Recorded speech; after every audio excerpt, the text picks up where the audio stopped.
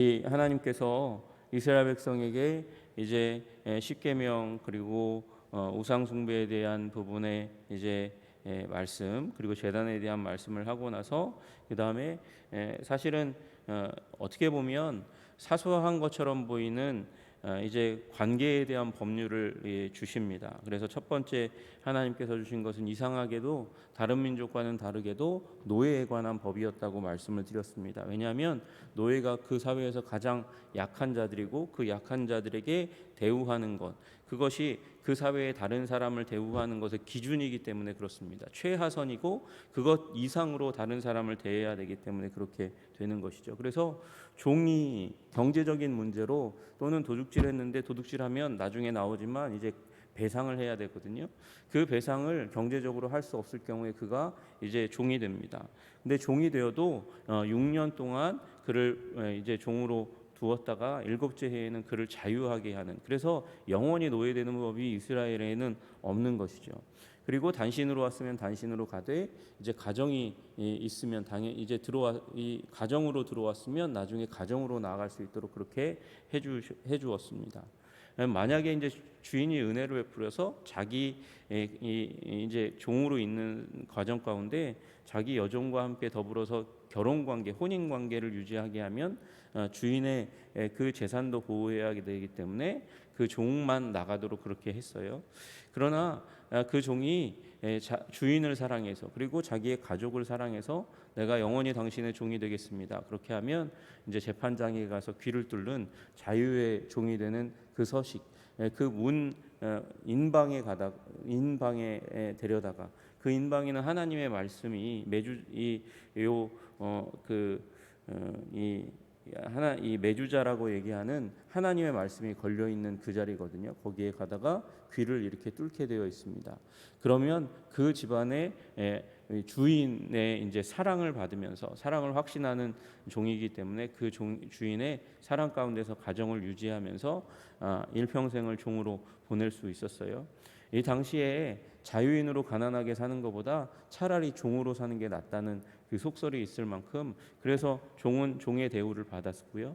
그리고 여기 여종에 대한 부분은 그는 들어가면 6년 만에 자유하게 되는 게 아니라 계속 있어야 됩니다. 왜요? 그 여인은 그냥 나중에 이제 나가게 되면 사회적으로 보호받을 장치가 없기 때문에 그래서 보호받을 수 있도록 하는 것이고, 여기 어저께 말씀드렸던 내용들은 다 결혼 관계 안에서 여종이 된 사람을 얘기하는 겁니다. 근데 들어왔다가 결혼 관계, 혼인 관계를 유지하지 못하면 그 집안의 종으로서 불임받지 않고 결혼을 전제로 왔기 때문에 그 여인이 다시 한번 결혼 관계 가운데 들어가서 비참한 인생 살지 않도록 다른 사람에게 속전을 주어서 이렇게 그 여인이 새로운 관계 가운데 들어갈 수 있도록 도와주라, 그렇게 하나님께서 말씀하셨어요.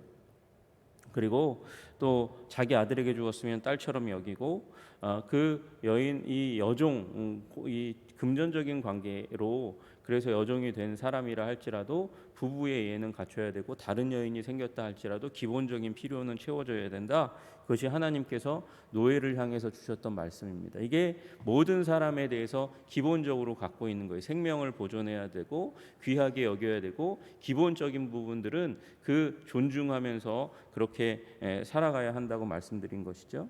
그리고 이제 말씀하시는 것은 12절부터 17절까지는 사형에 대한 범죄를 어떻게, 사형에 해당하는 범죄가 어떤 것이냐, 그리고 18절부터 27절까지는 신체에 피해를 주었을 때 어떻게 할 것이냐, 그것에 대해서 하나님께서 말씀하십니다. 사람을 쳐 죽인 자는 반드시 죽일 것이다, 그렇게 말씀하세요. 그러니까 이 말씀을 딱 하시는 거 들으면 사람은 죽이면 안 되겠구나, 사람은 죽이면 나도 죽는구나, 그렇게 여기게 되겠죠.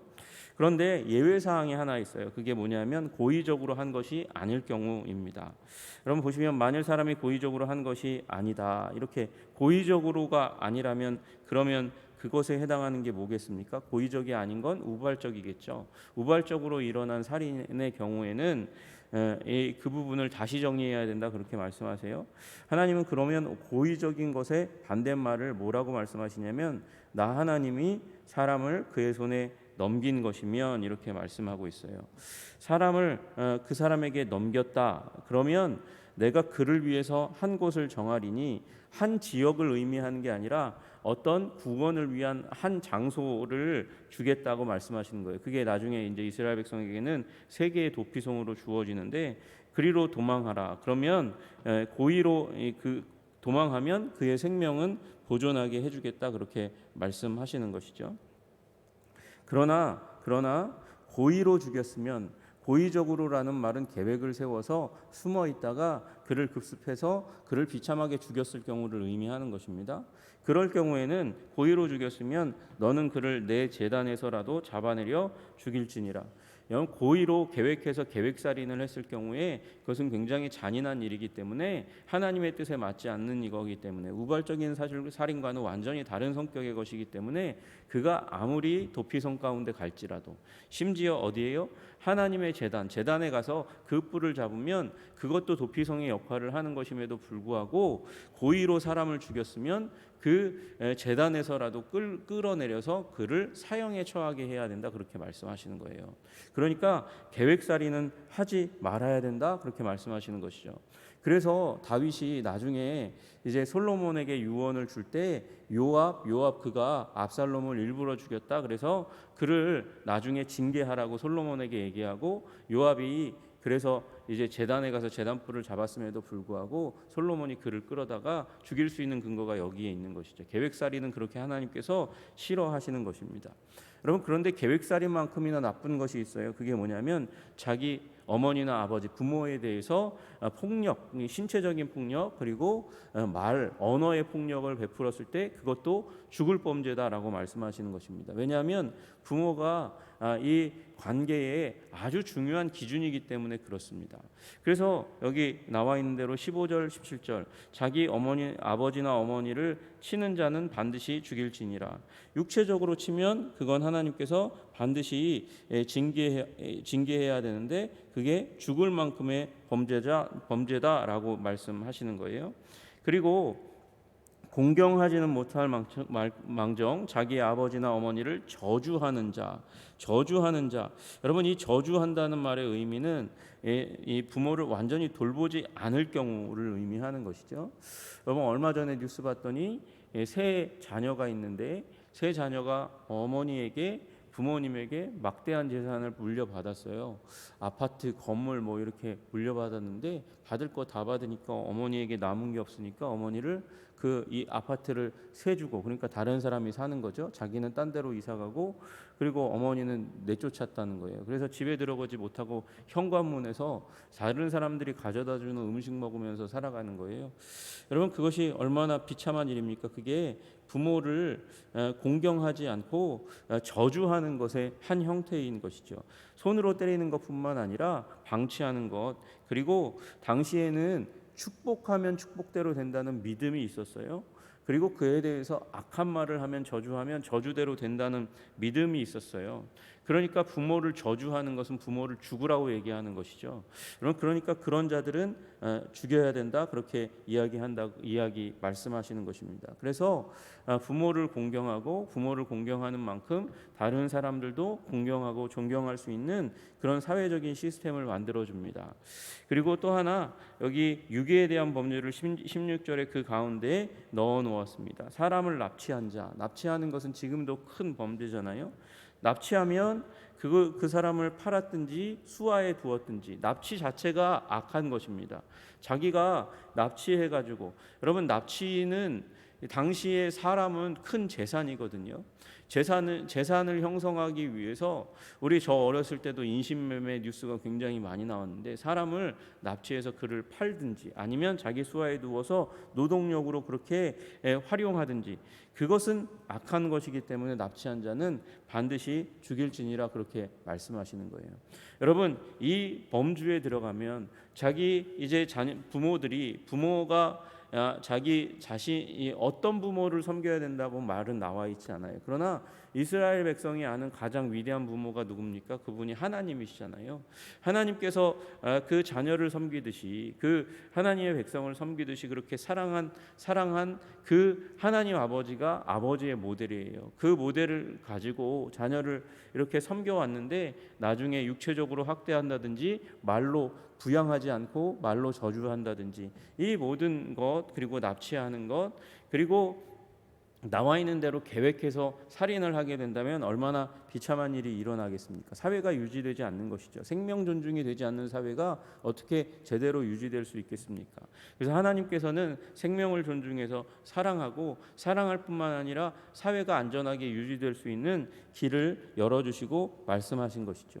여러분, 그래서 우리 모두가 우리 인간관계의 기본은 생명을 소중하게 여기는 것인 줄로 믿으시기를 주님의 이름으로 축복합니다. 여러분, 이것은 사람을 죽이겠다고 말씀하시는 게 아니라 기본적으로 사람을 죽이지 말라고 말씀하시는 것이죠. 사람을 죽이지 말라는 말은 사람을 귀하게 여기라는 것입니다.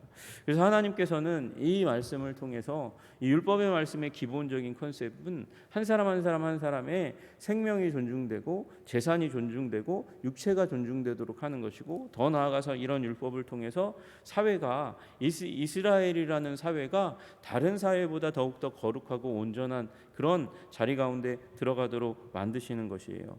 제가 살인에 대한 부분에서 한 가지 빠뜨린 부분이 있다면 이것이에요. 여러분, 살인에 대해서는 우리가 지금 살인이든지 뭐든지 이 사회도, 이렇게 고도로 발달한 사회도 어떻게 여깁니까? 돈으로 보상하면 어느 정도 감형받을 수 있다, 이렇게 생각하는 경향이 있어요. 그런데 민수기 35장 30절에서 31절에 그렇게 말씀하세요. 고의로 살인죄를 범한 살인자는 생명의 속전을 받지 말고 반드시 죽일 것이며, 그러니까 고의로 계획살인한 사람은 이 돈으로 해결하려고 하는 그런 시도, 보상금, 그것으로 인해서 감형받고 생명을 보존하는 것, 그건 일체 금한다. 고의로 살인한 자는 악한 자이기 때문에 반드시 징계해야 된다고 하나님께서 말씀하시는, 그만큼 아무리 약한 약자의 생명이라 할지라도 강자, 돈이 있는 자가 강자잖아요. 강자의 돈으로 그 문제를 해결할 수 없다고 하나님께서 말씀하시는 것이죠. 또 하나, 이제부터 말씀하시는 것은 신체에 관한 법입니다. 신체에 관한 법에서 이제 먼저는 이제 사람이 서로 다투다가 하나가 돌이나 주먹으로 상대방을 쳤으나 죽지 않고 자리에 누웠다가 지팡이를 짚고 일어나 걸으면 그를 친 자가 형벌은 면한다, 그렇게 되어 있는 거예요. 죽을 형벌을 면한다는 것이죠. 때려서 쓰러졌어요. 죽지는 않았어요. 그러면 형벌은 면하지만, 그러나 손해를 배상해 줘야 되고, 손해를 배상하고 그가 완치되게 할 것이니라, 치료비까지 다 주어야 된다는 거죠. 여러분, 빼앗긴 그 삶만큼 어떻게 돈으로 해결해 주어도, 기껏해야 다른 민족, 함부라비 법전이나 그 주위의 민족은 뭐까지만 얘기하냐면 손해배상까지는 얘기했어요. 그러나 치료비까지 다 갚아주어야 된다, 그렇게 이야기하는 것이죠. 또 사람이 매로 남종이나 여종을 쳐서 당장에 죽으면 반드시 형벌을 받는다. 이게 기준이에요. 아무리 힘이 있어도, 주인이어도 노예라 할지라도 그 현장에서 죽이면 그 주인도 죽어야 된다. 생명을 다루는 법은 그렇게 엄격한 법입니다. 여러분, 이런 법은 다른 민족에게는 없어요. 노예는 소유물이에요. 그래서 주인이 쳐서 죽으면 죽는 거예요. 그냥 끝이에요. 그러나 이스라엘 백성은 달라요. 아무리 주인이라 할지라도 종을 쳐서 죽이면 그도 죽어야 돼요. 그런데 그가 하루나 이틀을 연명하면 형벌을 면하리니. 이게 무슨 말입니까? 거의 죽게 되었는데 하루 이틀 더 연명하면 죽일 수 없다는 거예요. 왜 그렇습니까? 이렇게 하는 이유는 법이 만에 하나 있을 수 있는 주인의 억울함, 그것 때문에 죽은 게 아닌데, 그래서 주인이 죽임당하는 일이 없도록 하기 위해서 만에 하나의 가능성이라도 제거해서 억울한 죽음이 없도록 하겠다는 게 이 법의 의도인 것이지, 하루 이틀 더 살면 주인은 이제 면제한다, 그게 아니에요. 그래서 아무리 주인이라 할지라도 고의로 학대해서 종을 죽일 수 없다. 그리고 만약에 이제 쳐서 그래서 죽지 않게 되면 주인은 어떻게 해야 됩니까? 종을 회복시켜야 되는 거죠. 치료해 줘야 돼요. 그러나 그로 인해서 그 종에게 재산을 나누어 줄 수는 없다. 왜냐하면 상전의 재산이기 때문에, 이미 재산이기 때문에, 그리고 6년이 지나면 자유롭게 될 것이기 때문에 그렇다는 것이죠. 사람이 서로 싸우다가 임신한 여인이 다쳤어요. 그래서 낙태하게 되면, 그러면 이 뱃속에 있는 생명도 생명이니까 원래는 주인도 죽임을 당해야 되죠. 그러나 뱃속에 있는 아이가 연약하니까 연약성을 인정해서 이제 남편의 청구대로, 남편이 요청해서, 재판장이 요청해서 재판관이 정하는 금액대로 보상을 해야 됩니다.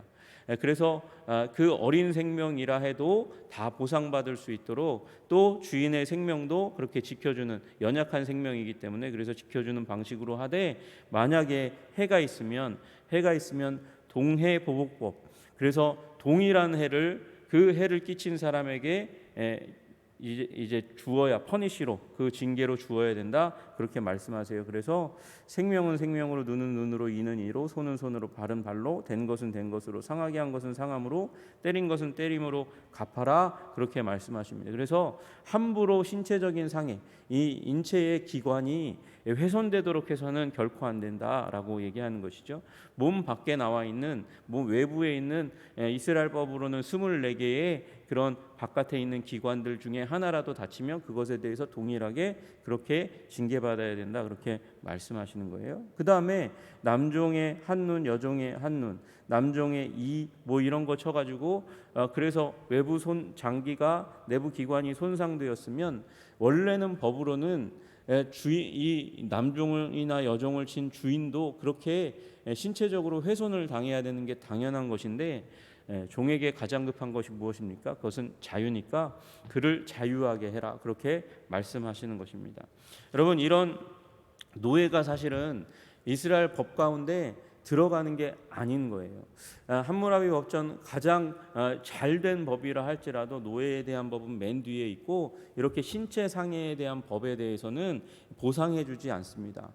노예도 죽으면 죽는 것이지 그것으로 인해서 주인이 신체적으로 죽임당하지 않아요. 그런데 이스라엘 법은 달라요. 노예를 감안하고 생각하고 존중하고 그 생명도 지켜주도록 하는 거예요. 그래서 그걸 통해서 노예뿐만 아니라 자유인까지도 더, 노예도 그렇게 대하면, 종으로 그렇게 대하면 그 평범한 사람들은 어떻게 더 잘 대해야 하겠니? 그렇게 하나님께서 오히려 역설적으로 말씀하시면서 개인의 생명, 그리고 신체, 그리고 재산까지도 보호하도록 하는 법을 주님께서 말씀하고 계신 것입니다. 여러분, 이 말씀들은 무엇에 대한 법입니까? 십계명에 대한 부가법이에요. 부모에 대한 부분, 살인에 대한 부분, 재산과 신체에 대한 부분이 함께 이웃의 것을 지키고 보호하도록 하는 사랑에 대한 법인 거죠. 이웃을 이렇게 사랑해야 된다. 다시 얘기하면 사랑은 감상적인 게 아닌 것이죠. 사랑은 그저 이 십계명의 율법을 지킬 뿐만 아니라 세세한 부분을 통해서 그의 생명을, 그리고 그의 육체를, 그리고 그의 재산을 지켜주는 게 진정으로 사랑해 주는 것이에요. 여러분, 하나님께서 그리고 우리를 그렇게 대하세요. 하나님께서 우리의 생명을 소중히 여기시고 계시고, 하나님께서 우리의 신체를 소중하게 여기시고, 하나님께서 우리의 그리고 마음과 생각도 재산도 중요하게 여기시는 하나님, 우리는 인격적인 하나님, 노예조차도 그렇게 존중하며 대하시는 그 하나님을 만나고, 그리고 평생에 모시고 살고 있는 줄로 믿으시기를 주님의 이름으로 축복합니다. 그래서 그 하나님께서 오늘도 나의 생명을 지키시고 나의 육체를 지키시고 계시다, 그리고 나의 재산도 주님께서 지키시고 계시다라는 믿음 가지고 살아가시는 여러분 되시기를 주님의 이름으로 축복합니다. 그리고 하나님의 사랑으로 내가 하나님의 사랑과 말씀으로 세움받으면, 우리 공동체가 그렇게 세움받으면, 우리 민족이 그렇게 세움받으면 하나님께서 자랑할 만한 선민의 삶을 살아가는 것이죠. 여러분, 우리 얘기 들어봤잖아요. 우리 88 올림픽 때 일어났던 재미있는 일, 국격을 위해서, 나라를 위해서 이제 88 올림픽 때 외국인들이 많이 오게 될 건데, 우리 소매치기들도 당분간 소매치기를 끊어서 나라의 영광을 보존하자. 소매치기들이 그런 선언을 하고 그렇게 나라의 일을 위해서 모르겠어요. 그 배후에 공권력이 작용했는지 모르겠지만 그런 선언을 했대요. 여러분, 미국에 가면 우리 카페에 가면 우리 형님들이 하시는 얘기가 있어요. 화장실 갈 때는 노트북이든 가방이든 무엇이든지 핸드폰이든지 놓고 가면 큰일 난다는 거예요. 순식간에 사라져서 없어진다는 것이죠. 브라질 공항에 이렇게 도착했어요. 공항에 도착했는데 선교사가 하는 얘기가 그런 거예요. 지금 방금 목사님 이렇게 딴 데 보고 있는데 저 사람이 가방 들고 가려고 그랬다고, 내가 막았다고. 10초만 딴 데 이렇게 고개 돌리면 재산이 약탈되는 거예요. 그러나 이 나라는 어떻습니까? 세계가 놀랄 만한 나라예요. 카페에다가 핸드폰 놓고 가고 가방 놓고 가고 컴퓨터 놓고 가도 아무 일도 일어나지 않아요. 분실 물품도 그 자리에 그대로 있는 그런 기적이 일어난다는 거예요. 그게 과거에는 그렇지 않았거든요. 여러분, 하나님께서 우리를 거룩한 민족으로 삼아 주셨고 그 기저에는 하나님께서 우리 민족을 거룩하게 하시기 위해서 주신 하나님의 말씀의 법이 있는 줄로 믿습니다. 양심의 법을 회복시키고 죄를 멀리하려고 하는 그 하나님께서 우리에게 거룩함과 성결을 주신 그 하나님의 은혜가 그 배후에 있는 줄로 믿습니다. 여러분, 얼마나 예전에 우리 민족 도둑질 잘하고 거짓말 잘하는 민족이었는지 알지 못해요. 그러나 하나님께서 우리에게 은혜를 주셨고 그 하나님의 말씀이 이 사회를 이렇게 지탱하고 아름답고 거룩하게 만들어 가시는 것이죠. 여러분, 그러므로 우리가 이 율법의 말씀의 정신을 따라서 생명을 존중하고 재산을 존중하고 사람의 육체를 존중하는 삶을 살아갈 때 하나님께서 우리의 삶을 더 아름답게 만드시고 우리 교회의 삶을 더 아름답게 만드시고 이 민족의 삶을 더 아름답게 만드실 줄로 믿으시기를 주님의 이름으로 축복합니다. 기도하겠습니다. 하나님 아버지, 우리 오늘도 사랑의 하나님, 다만 그 사랑의 하나님이 감상적으로 이스라엘 백성을 사랑하시는 그 하나님이 아니라 하나님 말씀을 주어서 말씀의 정신을 따라 살아가게 하심으로 말미암아 더 거룩하고 아름답고 존귀한 강한 민족으로 만들기 원하시는 그 하나님의 사랑의 뜻이 있는 줄로 믿습니다. 하나님, 우리도 하나님 말씀을 대하면서 이 율법을 대하면서 과거의 율법이라고 무시하지 않고 그 안에 있는 하나님께서 사람을 사랑하고 사람의 생명과 육체와 재산을 사랑하는 그 마음을 우리 마음 가운데 두어서 하나님, 우리의 재산도 생명도 그리고 육체도 지킬 뿐만 아니라 이 민족을 더욱더 아름답고 거룩하게 하는 아버지, 그러한 거룩한 운동이 일어날 수 있도록 주님 도와주시고 인도하여 주시옵소서. 하나님, 성결 운동은, 거룩 운동은 그저 구호로 그리고 감성적인 것으로 이루어지는 것이 아니라 하나님의 성품이 우리 가운데 들어올 때 일어나는 일입니다. 그것은 성령의 역사입니다. 주님, 성령으로 우리가 충만할 수 있도록 주님 도와주시고 인도하여 주시옵소서. 사랑하는 주님, 우리 청년들이 성령에 임하셔서 주제 가지고 주님 앞에 나아갈 때에 성령께서 함께해 주셔서 우리 청년들의 인생을 주님께서 새로운 지경으로 이끌어 가시고 변혁시켜 주시는 아름다운 일들이 일어날 수 있도록 하나님, 오늘부터 시작되는 수련회 가운데도 함께하여 주시옵소서. 주님께서 우리 인생 가운데 함께하시는 것을 감사하고 찬양하며 우리 주 예수 그리스도 이름 받들어 기도드리옵나이다. 아멘.